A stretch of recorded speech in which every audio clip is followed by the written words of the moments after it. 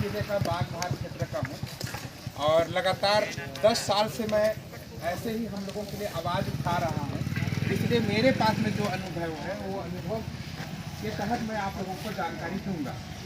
और ये जो जानकारी है जितने भी आंदोलनकारी हैं उन सभी के लिए बहुत ज़्यादा महत्वपूर्ण है। और यानी कभी कभी क्या है कि हमारे कुछ साथी लोग हमारा वीडियो बनाते हैं और उसको उनके पास माने दुश्मनों के पास में भेज देते हैं। इसीलिए ये जो वीडियो बनवा रहा हूँ ये मेरे को फोकस करते हुए बना रहे हैं ताकि मैं जो भी बोलूँगा वो रिकॉर्ड में रहे, है ना, रिकॉर्ड में रहे। इसलिए ये वीडियो मैं बनवा रहा हूँ। तो हम लोगों को, सारे लोगों को समझना है, मेरे हाथ में भारत का संविधान है। मेरे हाथ में क्या है? भारत का संविधान। इसी संविधान से पूरा देश चलता है। इस संविधान से क्या चलता है? पूरा देश चलता है। और ये 26 जनवरी 1950 को लागू हुआ था। कब लागू हुआ? 26 जनवरी 1950 को। और 26 जनवरी 1950 को जब ये लागू हुआ, उसी दिन जहाँ पर आज हम लोग बैठे हैं उसको अनुसूचित क्षेत्र घोषित कर दिया गया। अनुसूचित क्षेत्र का मतलब होता है जहाँ पर हम लोग निवास करते हैं, जहाँ पर आप सभी लोग निवास करते हैं, उस निवास स्थान को अनुसूचित क्षेत्र बोलते हैं। और इस अनुसूचित क्षेत्र को भारत का संविधान बोलता है ये 5वीं अनुसूचित क्षेत्र है। ये क्या है? 5वीं अनुसूचित क्षेत्र है। जहाँ पर हम लोग रहते हैं उसको क्या बोलते हैं? अनुसूचित क्षेत्र या 5वीं अनुसूचित क्षेत्र। हम लोग जहाँ पर रहते हैं और ये जहाँ पर हम लोग रहते हैं उनको क्या क्या अधिकार है इसको हम लोगों को जानना है। अगर हम लोग इसको जानेंगे तो हम लोग सारे लोग अपना लड़ाई लड़ सकते हैं। बिना जाने लड़ सकते हैं क्या? तो क्या करना होगा? पहले जानना होगा कि हम लोग कौन हैं और हम लोग कौन से क्षेत्राधिकार में रहते हैं। मैं आप लोगों को बताना चाहूँगा और ये खोल करके बताऊँगा। जहाँ पर हम लोग रहते हैं उसको हम लोग 5वीं अनुसूचित क्षेत्र बोलते हैं। और ये 5वीं अनुसूचित क्षेत्र मैं आप लोगों को दिखाना चाहता हूँ। ये लिखा हुआ है, यहाँ पर लिखा हुआ है 5वीं अनुसूचित क्षेत्रों और अनुसूचित जनजातियों के प्रशासन और नियंत्रण। यहाँ पर लिखा है जनजातियों के प्रशासन और नियंत्रण। प्रशासन और नियंत्रण का मतलब होता है जहाँ पर हम लोग रहते हैं वहाँ पर किसी दूसरे का नियम और कानून नहीं चलेगा। यहाँ पर किसका नियम चलेगा? यहाँ पर जितने लोग बैठे हैं उन्हीं लोगों का नियम चलेगा, दूसरे लोगों का नियम नहीं चलेगा। अब दूसरे लोग नियम बनाते हैं। कौन नियम बनाता है उसको हम लोगों को समझना है। तो दूसरा कौन नियम बनाता है? तो एक है केंद्र सरकार और दूसरा है राज्य सरकार। ये दो लोग हम लोगों के लिए नियम बनाते हैं। कौन कौन बनाता है? केंद्र सरकार और राज्य सरकार। ये दो लोग क्या बनाते हैं? नियम बनाते हैं। तो ये जो नियम है 5वीं अनुसूचित क्षेत्र में लागू होता है कि नहीं होता है, इसको जानना है। सारे लोगों को जानना है। केंद्र सरकार में कौन है? नरेंद्र मोदी। और राज्य सरकार में कौन है? विष्णु देव साय। ये दोनों लोगों का नियम और कानून जहां पर हम लोग रहते हैं वहां पर चलेगा कि नहीं चलेगा, इसको जानना है कि नहीं जानना है। तो मैं आप लोगों को खोल करके यहाँ पर दिखाता हूँ। 5वीं अनुसूची, ये आप लोग देखेंगे 5वीं अनुसूची में भाग का और भाग खा। तो यहाँ पर मैं आप लोगों को भाग खा का 5वां नंबर को पढ़ करके बताता हूँ। भाग खा का किसको बताऊंगा? 5वां नंबर को बताऊंगा। इसमें लिखा है, 5वां नंबर में लिखा है अनुसूचित क्षेत्रों को लागू विधि। माने जहां पर हम लोग रहते हैं उसमें कौन कौन सा नियम लागू है उसको यहाँ पर मैं आप लोगों को बताना चाहता हूँ। इसमें लिखा हुआ है, 1 नंबर में लिखा हुआ है, क्या लिखा हुआ है? इस संविधान में किसी बात के होते हुए भी राज्यपाल लोक अधिसूचना द्वारा निर्देश दे सकेगा। लोक अधिसूचना द्वारा क्या कर सकेगा? निर्देश दे सकेगा। और निर्देश दे सकेगा इसका मतलब ये है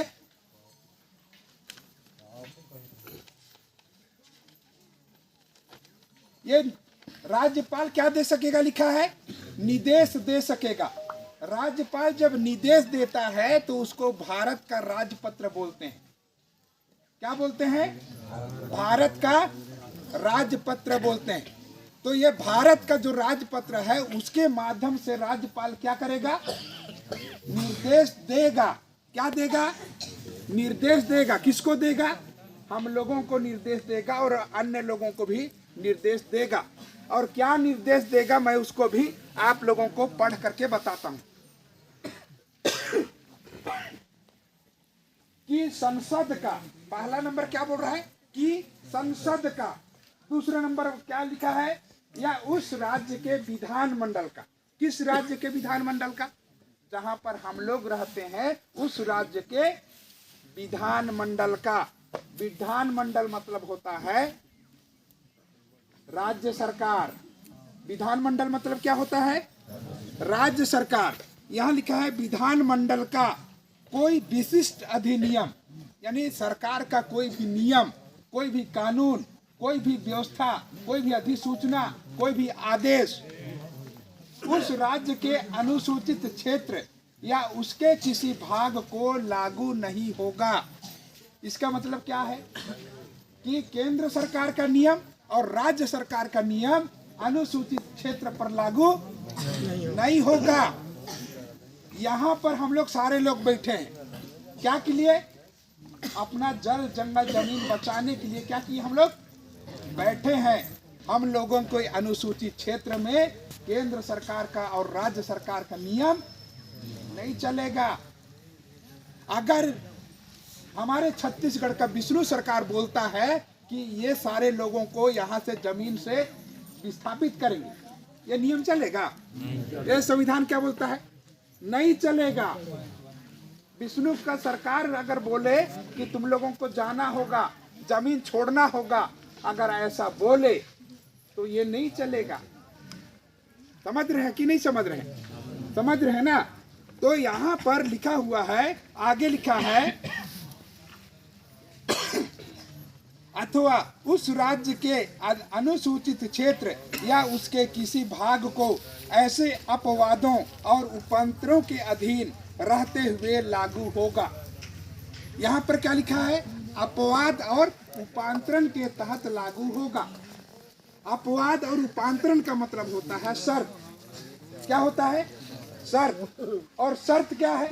कि आप हम लोगों को विस्थापित नहीं करोगे, पहला शर्त। दूसरा शर्त क्या है? कि हम लोगों का रीति रिवाज, हम लोगों का परंपरा, हम लोगों का जमीन नहीं छीन सकते। बिना छीने ही अगर तुम विकास करना चाहते हो तो कर सकते हो, लेकिन अगर आप हमारी जमीन छीन करके विकास करना चाहते हो तो ये कानून लागू नहीं होगा। ये संविधान बोल रहा है, ये मेरा बोला हुआ नहीं है। ये किसका बोला हुआ है? संविधान का बोला हुआ है। तो मैं आप लोगों को तो यहाँ पर इसको मैं बताना चाहता हूँ कि यहाँ पर संविधान हम लोगों को अधिकार देता है। अब अधिकार देता है तो किसको किसको अधिकार देता है, इसको मैं आप लोगों को बताना चाहूंगा।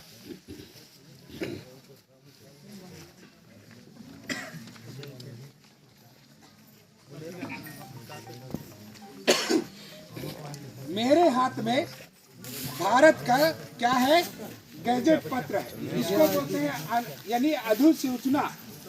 इस गैजेट को क्या बोलते हैं? अधिसूचना। आप लोग देख सकते हैं ये अधिसूचना है। मैं आप लोगों को बताना चाहता हूं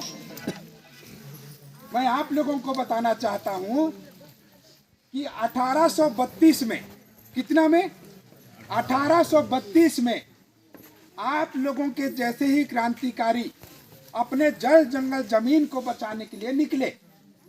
किसके जैसा? हम लोगों के जैसा क्रांतिकारी अपने जल जंगल जमीन को बचाने के लिए निकले।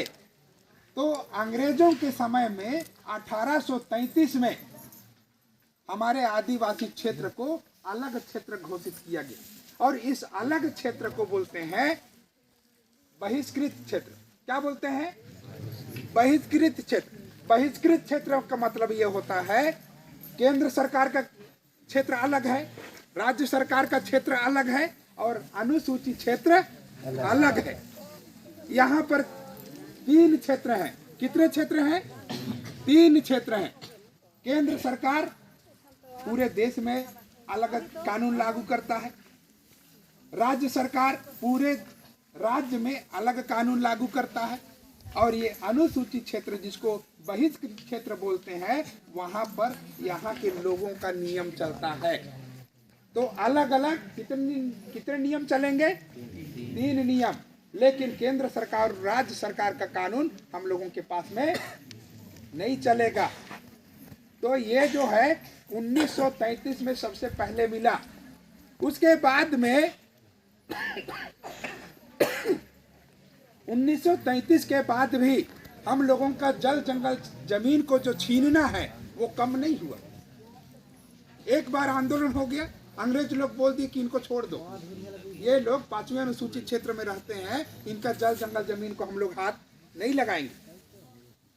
उसके बाद भी जो सामंतवादी लोग हैं, जो पूंजीवादी लोग हैं, वो हमारे अनुसूचित क्षेत्र में अतिक्रमण करना नहीं छोड़े और नहीं छोड़े तो हमारे लोग पुनः आंदोलन करने लगे। समझ रहे हैं आप लोग? तो पुनः आंदोलन हमारे लोग किए। तो 1935 में, कितना में? 1935 में, ये मेरे पास में कागज है 1935, ये अंग्रेजों के समय में फिर से एक आंदोलन हुआ और इस आंदोलन में मैं आप लोगों को बताना चाहूंगा कि ये जो आंदोलन हुआ उस समय फिर से भारत का राजपत्र जारी हुआ। ये रहा कागज। कितना में? 1935 में। तो 1935 में जो भारत का राजपत्र जारी हुआ, उस भारत के राजपत्र में 91 और 92 लिखा हुआ। कितना लिखा हुआ है? 91 और 92। इस 91 और 92 में आप लोग अगर पढ़ेंगे तो मैं आप लोगों को पढ़ करके सुनाना चाहता हूँ।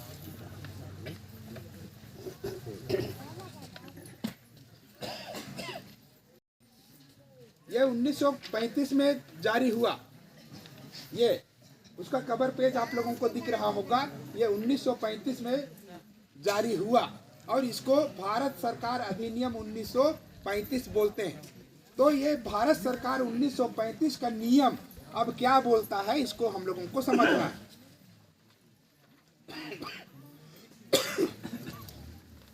तो यहाँ पर भारत सरकार जो अधिनियम है 91 में क्या बोलता है? आंशिक रूप से बहिष्कृत क्षेत्र का अर्थ क्रमशः ऐसे क्षेत्र जिन्हें महामहिम परिषद द्वारा आदेश द्वारा बहिष्कृत क्षेत्र या आंशिक रूप से बहिष्कृत क्षेत्र घोषित कर सकते हैं। बहिष्कृत क्षेत्र और क्या बोल रहा है? आंशिक रूप से बहिष्कृत क्षेत्र। इसका मतलब जहां पर आदिवासी लोग 50% से ज्यादा रहते हैं, यानी 70, 80, 90, 100 रहते हैं, उसको 6वीं अनुसूची बोलते हैं। उसको क्या बोलते हैं? 6वीं अनुसूची। और जहां पर हम लोग कम रहते हैं उसको 5वीं अनुसूची बोलते हैं। उसको क्या बोल सकते हैं? 5वीं अनुसूची। तो ये लिखा हुआ है, जहां पर हम लोग रहते हैं उसको हम लोग अनुसूचित क्षेत्र बोलते हैं। तो इनके लिए 1935 में क्या नियम बनाया गया?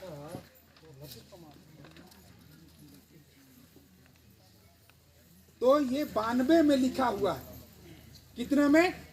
92 में लिखा हुआ है। मैं आपको पढ़ के सुनाना चाहता हूं। इस अधिनियम के किसी बात के होते हुए भी संघीय विधानमंडल मतलब नरेंद्र मोदी का कानून। आगे लिखा है प्रांतीय विधानमंडल, माने विष्णुदेव साय सरकार का कानून का कोई भी अधिनियम किसी भी 5वीं अनुसूचित क्षेत्र या आंशिक रूप से 5वीं अनुसूची क्षेत्र पर लागू नहीं होगा। 1935 का कानून भी क्या बोलता है, उसका बनाया हुआ नियम और कानून नहीं चलेगा, लागू नहीं होगा, और ये 1935 में बोल दिया गया। अब ये जो 5वीं अनुसूची में कौन कौन लोग ये नियम को बना सकते हैं, 5वीं अनुसूची में कौन कौन लोग नियम बना सकते हैं, उसको यहाँ पर बताया गया है। मैं आप लोगों को 1935 के बाद में 1950 आता है, 1935 के बाद में 1950।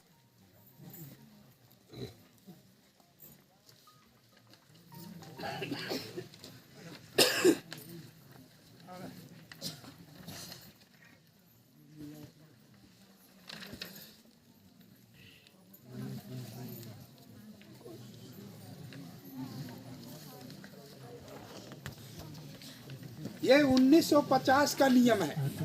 1950 में किसको किसको ये नियम बनाने का अधिकार था, मैं आप लोगों को बताना चाहता हूँ। आप लोग इसको ध्यान से सुनिएगा, नहीं तो नहीं लड़ पाएंगे। तो यहाँ पर 1950 का ये अधिनियम जारी हुआ, इसको बोलते हैं द गैजेट ऑफ इंडिया। तो यहाँ पर द गैजेट ऑफ इंडिया में कौन कौन लोग अनुसूचित क्षेत्र में रह सकते हैं, उसका सूची है ये, कौन कौन लोग यहाँ पर कर सकते हैं। तो यहाँ पर मैं आप लोगों को